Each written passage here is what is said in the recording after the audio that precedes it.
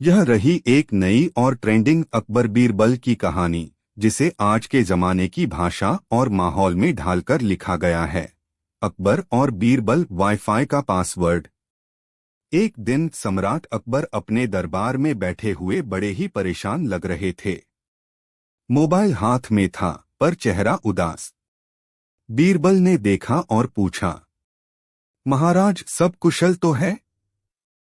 आज आपका Instagram story update नहीं हुआ। अकबर बोले, बीरबल, पूरा महल वाईफाई से चलता है, लेकिन आज पासवर्ड ही नहीं मिल रहा। और आईटी डिपार्टमेंट तो छुट्टी पर है। बीरबल मुस्कराया, महाराज चिंता न करें, मैं कुछ पूछताछ करता हूं। बीरबल ने महल के सारे सेवकों को बुलाया और एक एक से सवाल पूछने लगा। एक सेवक बोला, हुजूर, मैंने तो सुना है कि पासवर्ड राजा की सबसे पसंदीदा चीज है। बीरबल तुरंत मुस्कराया और बोला, समझ गया। वो सीधा गया और वाईफाई में पासवर्ड डाला। और क्या, नेट चल पड़ा। अकबर का चेहरा खिल गया। अकबर बोले, बीरबल, तुम तो सच्चे ब्रॉडबैंड के जैसे हो, तेज, भरोसेमंद और हर समस्या का हल। बीरबल ने झुककर कहा, महाराज, जब तक आपकी पसंद मुझे पता है, तब तक वाईफाई हो या लाइफई, सब कनेक्शन चलता रहेगा। शिक्षा, समझदारी और जरा सी जासूसी से बड़ी परेशानी भी हल हो जाती है। बस नेटवर्क से कनेक्शन बना रहना चाहिए।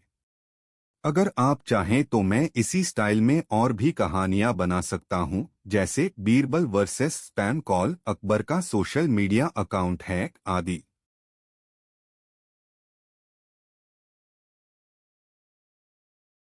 यह रही आपकी मांग पर एक मजेदार और मॉडर्न बीरबल बनाम एआई की कहानी, पुराने बीरबल की अक्ल और नए जमाने की टेक्नोलॉजी की टक्कर। बीरबल बनाम एआई। जब अक्ल और आर्टिफिशियल इंटेलिजेंस की सीधी भिड़ंत हुई। एक दिन बादशाह अकबर बहुत उत्साहित थे। उन्होंने दरबार में एक शाइनी न्यू डिवाइस लाकर सबको दिखाया और कहा, ये देखो, हमारे राज्य में अब सबसे तेज, सबसे होशियार और सबसे ईमानदार सलाहकार आ गया है। इसका नाम है एआई। बीरबल मुस्कराए, हुजूर, अब मुझे छुट्टी दे दीजिए। एआई ही अब सबका हल निकालेगा। अकबर बोले, चलो आज एक मुकाबला हो जाए, बीरबल बनाम एआई। जो सबसे अच्छा जवाब देगा वही रहेगा दरबार में। पहला सवाल, राज्य की सबसे कीमती चीज क्या है? एआई ने तुरंत जवाब दिया, सोना, हीरा और जमीन। बीरबल मुस्कराए, महाराज, सबसे कीमती चीज है जनता का भरोसा। यह खो जाए तो सब कुछ खो जाता है। अकबर ने सिर हिलाया, ठीक कहा बीरबल। 1-0। दूसरा सवाल, राजा को किससे डरना चाहिए? एआई। दुश्मनों की फौज से। बीरबल, नहीं महाराज, राजा को सबसे ज्यादा डर होना चाहिए झूठे सलाहकारों से। अकबर ने ताली बजाई, सही पकड़ा। 2-0। तीसरा और आखिरी सवाल, राज्य कैसे आगे बढ़ सकता है? एआई ने बहुत सी पंक्तियां पढ़ी। जीडीपी, तकनीक, मशीन लर्निंग, डेटा एनालिटिक्स। जवाब खत्म ही नहीं हो रहा था। बीरबल ने शांति से कहा, महाराज, राज्य तभी आगे बढ़ेगा जब राजा सुनने वाला और जनता कहने वाली होगी। दरबार में सन्नाटा। फिर जोरदार तालियां। अकबर बोले, एआई हो सकता है तेज, पर बीरबल जैसी बुद्धि और इंसानियत उसमें नहीं। टेक्नोलॉजी जरूरी है, लेकिन इंसानी समझ, भावनाएं और अनुभव की कोई मशीन बराबरी नहीं कर सकती। अब पेश है एक मजेदार और सीख देने वाली बीरबल और ऑनलाइन ठगी की कहानी, जहां बीरबल आज के ज़माने की सबसे आम परेशानी ऑनलाइन स्कैम से निपटते हैं। बीरबल और ऑनलाइन ठगी। जब ठग से टकराया दिमागदार दरबारी। एक दिन सम्राट अकबर बहुत नाराज बैठे थे। बीरबल ने आकर पूछा, महाराज आज इतना क्रोधित क्यों हैं? अकबर बोले, बीरबल, किसी ने हमें ऑनलाइन ठग लिया। एक मैसेज आया था, आपने 10 लाख जीत लिए हैं, और फिर ओटीपी मांगा। हमने दे दिया और अब खजाना अकाउंट खाली। बीरबल ने मुस्कराते हुए कहा, महाराज लगता है ठगों ने आपको बादशाह बना के उल्लू बना दिया। अकबर झेंपते हुए, तो क्या अब कुछ नहीं हो सकता? बीरबल की चाल। बीरबल ने तुरंत दरबार के तकनीकी सेवक से कहा, उस नंबर को ट्रेस करो और एक नया नंबर बनाओ जिससे मैं ठग को फंसाऊं। बीरबल ने खुद एक नकली अकबर बनकर ठग को मैसेज किया, मुझे भी इनाम मिला है। क्या अब आप मेरा भी खाता खाली कर देंगे या सिर्फ ओटीपी चाहिए? ठग ने सोचा नया शिकार मिला और झट से जवाब भेजा।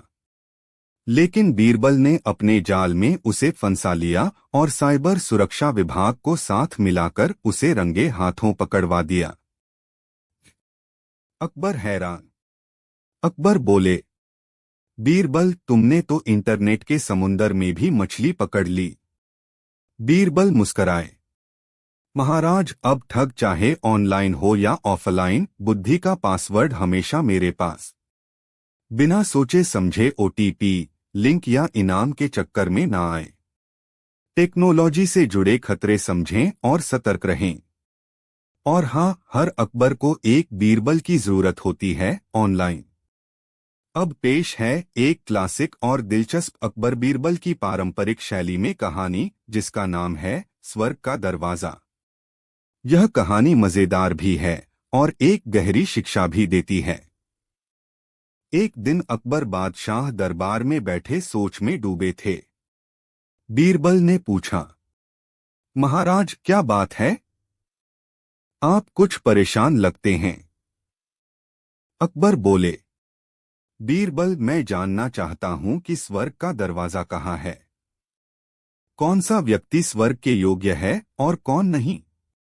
बीरबल मुस्कराए, महाराज इसका उत्तर मैं दूंगा, पर मुझे कुछ दिन का समय दीजिए। अकबर बोले, ठीक है, लेकिन जवाब ऐसा होना चाहिए कि सब समझ जाएं। कुछ दिन बाद बीरबल एक दिन दरबार में आया और उसके साथ एक लकड़ी का दरवाजा लाया गया। दरबारियों ने हैरान होकर पूछा, ये क्या है? बीरबल ने उस दरवाजे पर लिखा, स्वर्ग का दरवाजा, और बोला, महाराज यह स्वर्ग का दरवाजा है। जो इस दरवाजे से सबसे पहले गुजरेगा वही स्वर्ग के योग्य है। सारे दरबारी एक दूसरे की ओर देखने लगे। सबको स्वर्ग जाना था, लेकिन कोई भी आगे नहीं बढ़ा। आखिर एक दरबारी धीरे धीरे उठकर चलने लगा। बीरबल जोर से बोला, रुको, स्वर्ग में जाने की इतनी जल्दी क्यों? वह दरबारी चौंक गया और पीछे हट गया। कोई भी उस दरवाजे से नहीं गुजरा। बीरबल का उत्तर। बीरबल बोले, महाराज यही है उत्तर। जो सच्चे मन से स्वर्ग की इच्छा करता है वह उसका प्रचार नहीं करता, और जो केवल दिखावे के लिए धर्म और पुण्य करता है वह स्वर्ग का पात्र नहीं होता। स्वर्ग का रास्ता कर्मों से बनता है, दरवाजे से नहीं। अकबर मुस्कराए और बोले, बीरबल तुमने फिर साबित कर दिया कि ज्ञान की चाबी तुम्हारे ही पास है। स्वर्ग केवल अच्छे कर्मों से प्राप्त होता है, ना कि दिखावे या शॉर्टकट्स से। जो सच्चा होता है वो चुपचाप सही रास्ता चुनता है। अगर आपको ये कहानी पसंद आई तो मैं बीरबल की खिचड़ी, 4 बेवकूफ या बीरबल की परीक्षा भी सुना सकता हूँ। बताइए कौन सी सुननी है अगली। भाग 2 बीरबल की वापसी और दरबार की सफाई। अध्याय 7 बीरबल को संदेश। राजा अकबर ने जैसे ही आदेश दिया वैसे ही दरबारी घोड़े पर बैठकर बीरबल को संदेश लेकर रवाना हुआ। संदेश में लिखा था, प्रिय बीरबल, तुम्हारी अनुपस्थिति में दरबार की दिशा भटक गई है। सत्य और बुद्धि की रोशनी फिर से चाहिए। लौट आओ। अकबर। बीरबल, जो अब तक अपने गांव में आराम कर रहा था, यह संदेश पढ़कर गंभीर हो गया। वो जानता था कि जब सम्राट इतने सीधे शब्दों में बुला रहे हैं तो समस्या गंभीर है। अगले ही दिन बीरबल ने काफिला तैयार किया और राजधानी की ओर रवाना हो गया। अध्याय 8 दरबार की बदलती शक्ल। इस बीच दरबार में विवेकनाथ का नाम हट चुका था, लेकिन उसकी जड़ें गहरी थीं। उसने कई भ्रष्ट दरबारियों को अपने पक्ष में कर लिया था। कुछ मंत्रियों को रिश्वत दी थी, कुछ को डरा रखा था। बीरबल के लौटने की खबर फैलते ही इन लोगों की रातों की नींद उड़ गई। राजा अकबर बीरबल की वापसी की राह देख रहे थे, जैसे अंधेरे में दीपक की।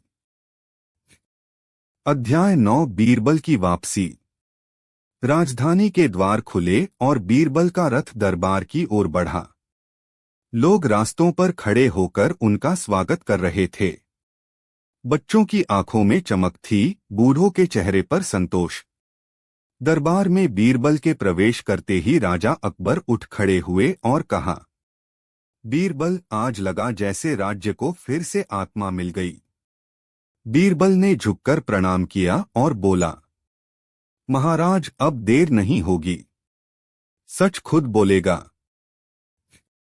अध्याय 10 बीरबल की जांच शुरू। बीरबल ने सबसे पहले किसान के केस की गहराई से दोबारा जांच की। राज्य के दस्तावेजों, लेखपालों और गवाहों को बुलाया। एक एक झूठ से पर्दा हटता गया। विवेकनाथ ने जो नकली दस्तावेज तैयार कराए थे, उनमें तारीखें मेल नहीं खा रही थीं और गवाहों के हस्ताक्षर भी जाली निकले। बीरबल ने कहा, झूठ चाहे कितना भी सुंदर कागज पर लिखा जाए, स्याही सच्चाई की पहचान नहीं छुपा सकती। अध्याय 11 न्याय की वापसी। राजा अकबर ने विवेकनाथ को दरबार में बुलवाया। बीरबल ने उससे एक एक प्रश्न पूछे, तर्क, दस्तावेज और गवाहों के माध्यम से। विवेकनाथ घबराने लगा। उसका चेहरा पसीने से भीग गया। बीरबल बोले, विवेकनाथ, तुमने जनता के अधिकार छीने, सम्राट को भ्रमित किया और राज्य की प्रतिष्ठा से खेला। अब बताओ, तुम्हारा स्थान कहाँ है? विवेकनाथ सिर झुकाकर बोला, मुझे क्षमा करें। पर अकबर ने कहा, राज्य के साथ विश्वासघात करने वालों को क्षमा नहीं, सजा मिलती है। उसे जेल भेज दिया गया। अध्याय 12 दरबार में नया सवेरा। बीरबल ने धीरे धीरे दरबार को फिर से व्यवस्थित किया। सच्चे और मेहनती अधिकारियों को पुनः नियुक्त किया गया। भ्रष्टाचार पर सख्ती की गई। जनता ने राहत की सांस ली। अकबर ने दरबार में घोषणा की, हमारे राज्य को फिर से उसकी दिशा मिली है और यह दिशा है बीरबल की बुद्धि और नीतियों की देन। बीरबल ने मुस्कुराकर कहा, महाराज, जब नेतृत्व सच्चा हो तो सलाहकार सिर्फ उसका प्रतिबिंब होता है। भाग 2 समाप्त। कुल अब तक 8,000 शब्द। आगे क्या होगा? बीरबल को मिले रहस्यमय खतरे। दरबार में एक और धोखा और एक विदेशी जासूस की चाल। अध्याय 13 रहस्यमय खत। बीरबल की वापसी से दरबार में स्थिरता लौटी थी, लेकिन सब कुछ शांत नहीं था। एक दिन बीरबल के कक्ष में एक गुमनाम खत आया। अगर तुमने ज्यादा चालाकी दिखाई तो दरबार में जो कुछ बचा है वो भी खत्म कर दिया जाएगा। अगला निशाना अकबर है, एक दोस्त नहीं। बीरबल ने खत को ध्यान से पढ़ा और मुस्कराया। जब दुश्मन छिपकर वार करता है तब समझो कि उसे डर लगने लगा है। वो जानता था यह किसी बड़े षड्यंत्र की शुरुआत है। अध्याय 14 विदेशी मेहमान या जासूस। उसी हफ्ते एक विदेशी व्यापारी दरबार में पहुंचा। नाम था सैफ अली, जो तुर्की से आया था। उसने राजा को बहुमूल्य उपहार दिए, रत्न, शराब, रेशम। अकबर बहुत प्रसन्न हुए। उन्होंने उसे कुछ दिनों के लिए महल में रहने की अनुमति दे दी। पर बीरबल को कुछ शक हुआ। कोई व्यापारी इतना उदार नहीं होता जब तक उसका कुछ छिपा मकसद न हो। बीरबल ने गुप्तचर राजा रामदास को उसके पीछे लगा दिया। अध्याय 15 राजमहल की जासूसी। रात के अंधेरे में रामदास ने देखा कि सैफ अली महल की नाप जोख कर रहा था। वो दीवारों के नक्शे बना रहा था, पहरेदारों की गिनती नोट कर रहा था और हर द्वार का समय देख रहा था कि कब खुलता और कब बंद होता है। बीरबल को रिपोर्ट दी गई। उन्होंने समझ लिया यह जासूसी है, व्यापार नहीं। पर उन्होंने उसे तुरंत पकड़ने की बजाय एक चाल चली। अध्याय 16 नकली षड्यंत्र, असली पकड़। बीरबल ने राजदरबार में एक नकली बैठक रखवाई जिसमें उन्होंने जानबूझकर कहा, महल के खजाने को दक्षिणी तहखाने में छुपा दिया गया है। अब सुरक्षा वहीं बढ़ेगी। यह बात जानबूझकर सैफ अली तक पहुंचाई गई। उस रात सैफ अली ने उसी तहखाने में घुसने की कोशिश की और रंगे हाथों पकड़ लिया गया। उसके पास से सैन्य योजना, दरबारियों की कमजोरी और महल की नक्शानवीसी मिली। राजा अकबर स्तब्ध रह गए। बीरबल ने कहा, महाराज, व्यापारी वही होता है जो व्यापार करे, जो जासूसी करे वो दुश्मन का मुखौटा होता है। अध्याय 17 राजा का संशय और बीरबल की परीक्षा। पर दरबार के कुछ ईर्ष्यालु दरबारी अब भी शांत नहीं हुए। उन्होंने राजा से कहा, महाराज, अगर बीरबल को सब कुछ पहले से पता था तो वो सैफ अली को पहले ही क्यों नहीं पकड़वाया। अकबर थोड़ा विचलित हुए। उन्होंने बीरबल से कहा, क्या तुम मुझे साबित कर सकते हो कि जो किया वो सही किया। बीरबल मुस्कराया, महाराज, कभी कभी सत्य को पकड़ने के लिए उसे छूट देना पड़ता है। लेकिन अगर आप कहें तो मैं कल दरबार में आपको सबूतों की झलक दूंगा जो आंखों से नहीं लेकिन बुद्धि से देखे जा सकते हैं। अध्याय 18 बुद्धि की अदालत। अगले दिन बीरबल ने दरबार में 3 थैले मंगवाए। हर थैले में चावल भरे थे। वो बोले, तीनों थैले देखने में एक जैसे हैं, पर इनमें से एक में चोर के हाथ का छुआ चावल है। पहचानिए कौन सा। सब दरबारी असमंजस में पड़ गए। बीरबल ने धीरे से बताया, जिस थैले के चावल सबसे गर्म हैं, वही चोर के हाथ से आया है, क्योंकि उसे पकड़े जाने का डर था। और वही थैला सैफ अली के कमरे से लाया गया था।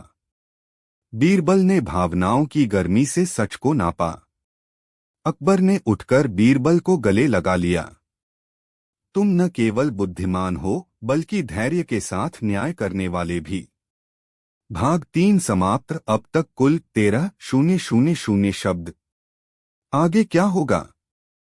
दरबार में एक भीतरघात, बीरबल की मौत की झूठी खबर और एक अनोखा गुप्त मिशन जो इतिहास बदल देगा।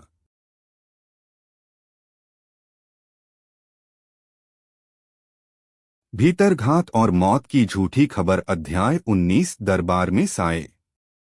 बीरबल ने दरबार में सैफ अली जैसे खतरे को नाकाम किया, लेकिन अब भी कई छुपे हुए दुश्मन थे। कुछ दरबारी जो विवेकनाथ की तरह भ्रष्ट थे, अब भी दरबार के गहरे साये में छिपे हुए थे। उनका अगला मकसद था अकबर और बीरबल के बीच दूरियां बढ़ाना। अध्याय 20 एक झूठी अफवाह। एक रात दरबार में अचानक अफवाह फैल गई। बीरबल की मृत्यु हो गई है। दरबार में जैसे अंधेरा छा गया। अकबर को यह खबर सुनकर गहरा धक्का लगा। पर बीरबल के कुछ विश्वसनीय लोग जानते थे कि यह सच नहीं था।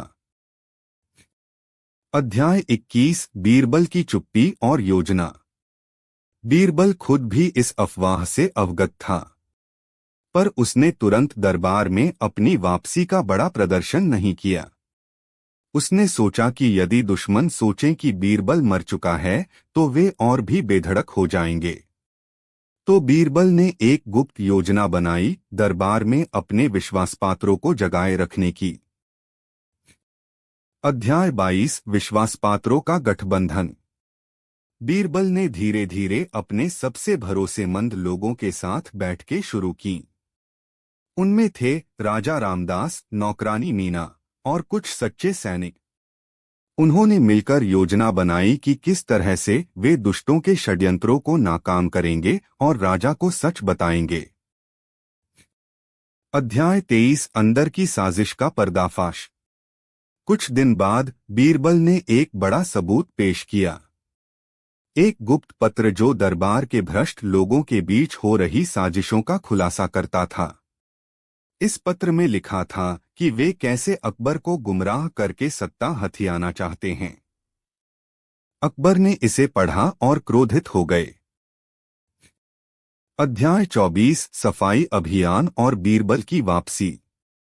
अकबर ने बीरबल के आदेश पर साजिश में शामिल दरबारियों को गिरफ्तार कर लिया।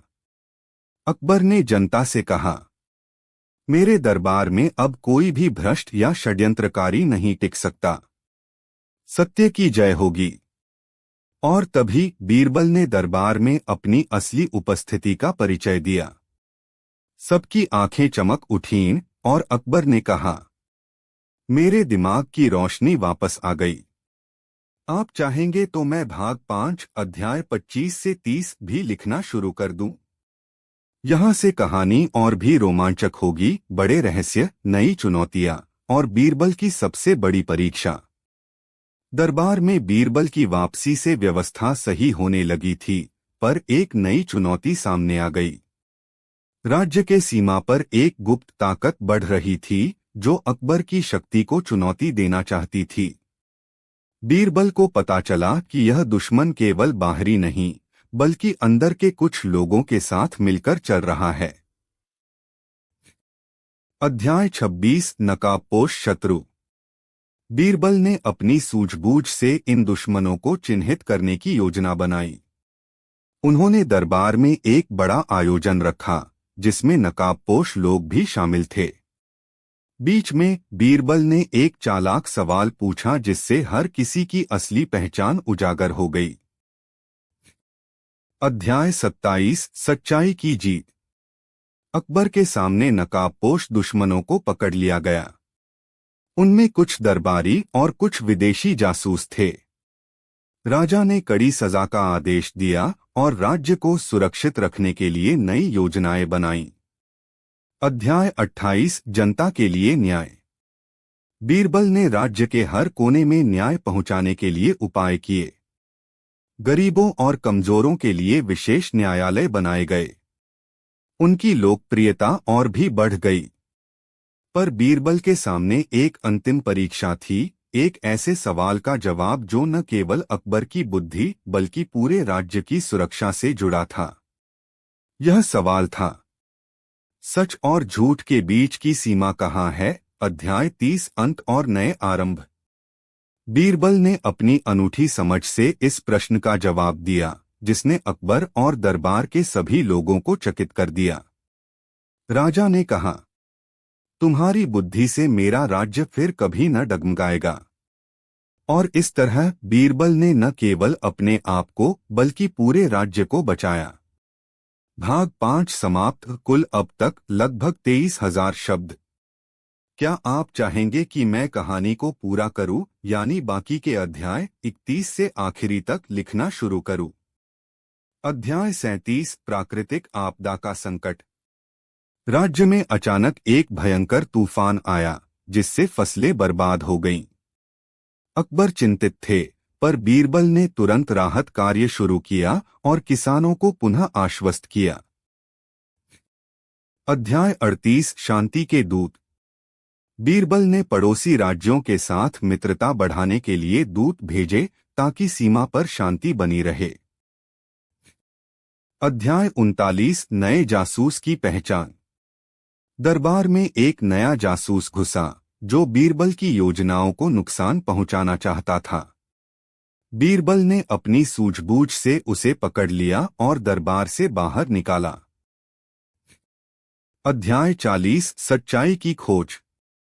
एक पुराने राजदूत ने बीरबल को एक रहस्यमय मामले की कहानी सुनाई जिसमें दरबार के कुछ लोग फंसाए गए थे। बीरबल ने उस मामले की तह तक जाकर सच सामने लाया। अध्याय 41 बीरबल की नई योजना। राज्य की खुशहाली के लिए बीरबल ने एक नई योजना बनाई, शिक्षा और स्वास्थ्य व्यवस्था सुधारने की। अकबर ने उसका समर्थन किया। अध्याय 42 विश्वास और नेतृत्व।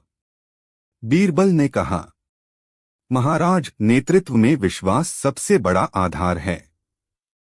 जब तक लोग आप पर विश्वास करेंगे तब तक राज्य सुरक्षित रहेगा। अकबर ने सहमति जताई। यह कहानी अकबर बीरबल की पारंपरिक शैली में लिखी गई है जिसमें चतुराई, न्याय और व्यंग्य का सुंदर मेल होता है। कहानी को रोचक बनाने के लिए पात्रों, घटनाओं और संवादों को विस्तारित किया गया है। खोपड़ी की पहचान एक विस्तृत अकबर बीरबल।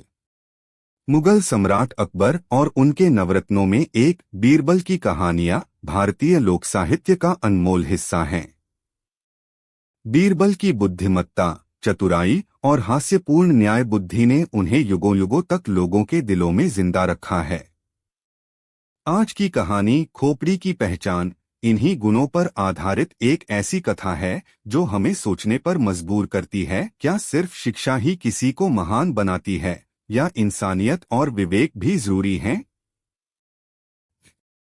प्रारंभ। दरबार में एक विचित्र प्रश्न। एक दिन बादशाह अकबर अपने दरबार में अपने नवरत्नों के साथ बैठकर राज्य के मामलों पर चर्चा कर रहे थे। तभी उनका मन शरारत भरे मूड में चला गया। उन्होंने बीरबल की ओर देखा और मुस्कुराते हुए बोले, अकबर, बीरबल, तुम्हारी बुद्धि की बड़ी प्रशंसा होती है। आज मैं तुम्हारी परीक्षा लेना चाहता हूं। बीरबल मुस्कुराते हुए, हुजूर, आपकी आज्ञा मेरे लिए आदेश है। अकबर, अगर तुम्हें कोई खोपड़ी दिखा दी जाए तो क्या तुम बता सकते हो कि यह जीवन में कितना महान व्यक्ति था? बीरबल, अगर उसकी जीवन यात्रा की कुछ झलक खोपड़ी में हो तो संभव है। अकबर हंसते हुए, बहुत खूब। तो सुनो, कल सुबह तुम्हें एक खोपड़ी दी जाएगी। तुमको बताना होगा कि वह व्यक्ति कौन था और जीवन में कैसा था, विद्वान, मूर्ख, राजा, साधु या चोर। सभी दरबारी हंस पड़े। कुछ दरबारी सोचने लगे कि अब बीरबल फंसे। दूसरा दिन खोपड़ी की प्रस्तुति। अगले दिन सिपाही एक खोपड़ी लेकर दरबार में आए। यह खोपड़ी साफ सुथरी की गई थी। अकबर ने उसे बीरबल को देते हुए कहा, अकबर, लो बीरबल, अब बताओ इस खोपड़ी के मालिक का क्या चरित्र था? बीरबल ने खोपड़ी को ध्यान से देखा। उसकी आंखों में गंभीरता थी, होठों पर हल्की मुस्कान। उसने खोपड़ी को पलटा, तौलने की मुद्रा में देखा और बोला, बीरबल जहांपनाह, मैं इसका उत्तर देने से पहले इसे एक साधु के पास ले जाना चाहता हूं जो खोपड़ियों की भाषा समझते हैं। कल इसका उत्तर दूंगा। अकबर मुस्कुरा दिए, अनुमति दी। तीसरा दिन बीरबल का उत्तर। अगले दिन पूरे दरबार में उत्सुकता थी। क्या बीरबल सच में खोपड़ी की पहचान कर पाएंगे? बीरबल ने खोपड़ी को अपने हाथ में लिया और दरबार के बीच खड़ा हुआ। बीरबल जहांपनाह, यह खोपड़ी एक ऐसे व्यक्ति की है जो पढ़ा लिखा था, शायद किसी बड़े पद पर रहा होगा, परंतु इसका दिल कभी गरीबों के लिए नहीं धड़का। इसके विचार शुष्क थे, व्यवहार में घमंड था। यह व्यक्ति बुद्धिमान था, परंतु करुणा से शून्य। अकबर हैरान होकर, यह सब तुम कैसे कह सकते हो? बीरबल, हुजूर, मुझे इसकी पुष्टि कल हुई। मैं इस खोपड़ी को लेकर एक गांव गया। मैंने इसे एक साधु को दिखाया जो जीवन भर मानव चरित्र का अध्ययन करते हैं। उन्होंने कहा, इस खोपड़ी की हड्डियां सख्त हैं, माथा ऊंचा है। यह व्यक्ति आत्मगौरव से भरपूर था, लेकिन इसकी आंखों की जगह बहुत संकरी है। यह सहानुभूति से खाली था। नाक की हड्डी तनी हुई है, इसका अर्थ है घमंड। जबड़ा कसकर बना है, यानी यह व्यक्ति अपनी बातों पर अड़ा रहता था, चाहे वो सही हो या नहीं। दरबार में सन्नाटा छा गया। संदेह का बीज कहानी में मोड़। तभी एक दरबारी खड़ा हुआ जो बीरबल से जलता था। उसने व्यंग्य से कहा, दरबारी, यह तो महज एक कल्पना है। किसी हड्डी से कोई कैसे जान सकता है कि कोई दयालु था या क्रूर? बीरबल, बिल्कुल सही कहा आपने, मगर मैं केवल खोपड़ी देखकर नहीं, इस व्यक्ति के जीवन के कुछ दस्तावेज भी देख आया हूँ। गांव वालों ने बताया कि यह किसी समय का पुराना जमींदार था, जिसने गरीबों से भारी कर वसूला और उनकी जमीन छीन ली। मृत्यु के समय कोई उसके पास नहीं था। अकबर गंभीर स्वर में, तो क्या तुम कहना चाहते हो कि एक व्यक्ति की अच्छाई या बुराई उसकी खोपड़ी से झलक सकती है? बीरबल, नहीं जहांपनाह, यह सब प्रतीक हैं। असली बात यह है कि जब इंसान मर जाता है तो उसकी पहचान सिर्फ हड्डियों में नहीं, लोगों की यादों में बची रहती है। यह खोपड़ी महज एक जरिया थी, असल पहचान लोगों के अनुभव से आई।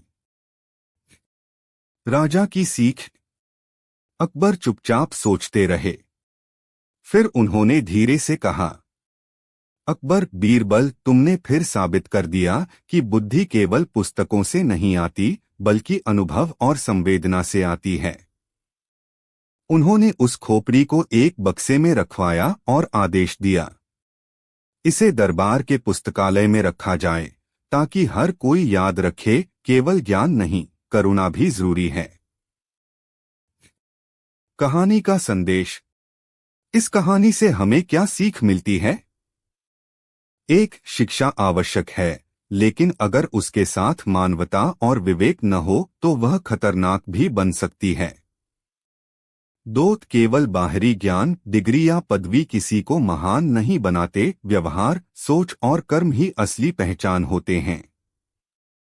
तीन, बीरबल की बुद्धि इसीलिए महान मानी जाती है क्योंकि वह ज्ञान के साथ साथ दयालुता और व्यंग्य बुद्धि से भी भरपूर थी। अंतिम विचार। बीरबल ने एक खोपड़ी से जो बात कही, वह केवल उस एक व्यक्ति की नहीं थी, वह पूरे समाज के लिए एक आईना थी। क्या हम भी अपने जीवन के अंत में एक ऐसी स्मृति बनेंगे जिसे लोग प्रेम और आदर से याद करें, या फिर ऐसा नाम जिसे कोई याद न रखना चाहे? अगर आप चाहें तो मैं इस कहानी का नाट्य रूपांतरण, कविता या बच्चों के लिए सरल संस्करण भी लिख सकता हूं। यह एक बहुत ही मजेदार और शिक्षाप्रद अकबर बीरबल की कहानी है। नीचे मैं आपको इसकी पूरी कहानी सरल और रोचक भाषा में दे रहा हूं। एक दिन बादशाह अकबर अपने दरबार में बैठे थे। मौसम खुशगवार था और अकबर का मूड भी थोड़ा हंसी मजाक करने का था।